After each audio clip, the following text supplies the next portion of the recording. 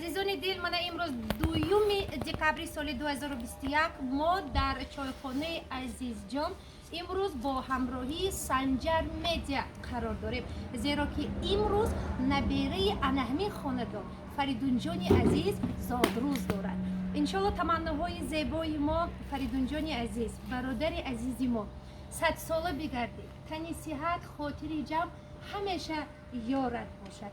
С днем рождения! Задрой мубарак бушат! Ура! С днем рождения тебя! С днем рождения тебя! С днем рождения! С днем рождения! С днем рождения тебя! Ура! 100 лет благополучной, счастливой, радостной и самой красивой жизни тебе, Фариду! 100 ساله بگردی انشالله. زادروز مبارک. سنجر میدیا